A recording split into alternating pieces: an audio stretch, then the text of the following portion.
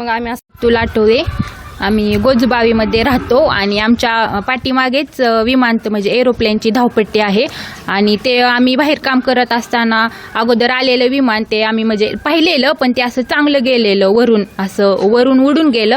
ते रिटर्न फिरून परत माघारी आलं आणि गावाकडे गेलं. गावाकडून आल्यानंतर ते खूप खाली म्हणजे आलतं आणि खाली आल्यानंतर आम्ही बाहेरच होतो.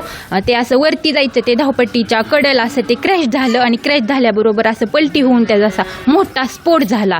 मग आम्ही पाहिलेलं, आम्ही बाहेरच होतो तेव्हा म्हणजे 8:45 पावणे 9ला ही घटना झालेली. मग आम्ही खूप घाबरलेलो. आमच्या घराच्या पाठीमागे त्याचे पाठे सगळे पडलेले होते आलेले.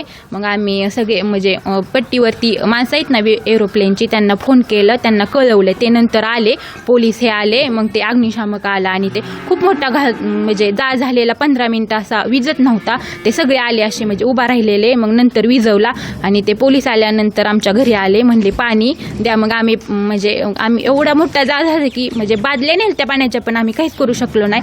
तरी पण त्या दिल्या आणि साईडला एक बॉडी पडलेली ती पाहिली, पण म्हणजे ते आम्हाला माहीत नव्हतं कोणाची आहे. पण ती नंतर कळलं की अशी दादांची बॉडी होती आणि ते फक्त वरचं मुंडकं असं ते साईडला गेलेलं आणि खालची बॉडी होती ते पूर्ण फुगलेली आणि असे त्यांचे म्हणजे हातपाय असे मोठे झालेले सगळं ते पाहिलेलं. नंतर त्यांनी मग आम्हाला मग आम्ही कापड ब्लँकेट ही नवीन नेली आणि मग त्यांना असं म्हणजे ते गुंडाळलं. त्यांच्या हातात ते वॉची काहीतरी होतं. त्यानंतर ते माणसांनी ओळखलं की हे दादात आहेत, पण आम्हाला माहीत नव्हतं आणि ही घटना खूप दुर्दैवी घडली. असं नव्हतं व्हायला पाहिजे, असं म्हणजे आम्हाला नव्हतं माहिती.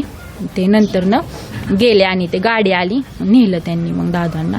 आणि त्यात खूप 5 बॉड्या होत्या, त्यातली 2 साईडला पडल्या, खालून नेल्या आणि 3 बॉड्या आतमध्ये गुंतलेल्या. मग त्यांनी ते काढून आतल्या नंतर पट्टीवरून नेल्या. अशा टोटल 5 होत्या. त्यातून ते खूप मोठा जाळ झाला आणि ते चांगलं जाळ अर्धा तास तरी चाललेला होता.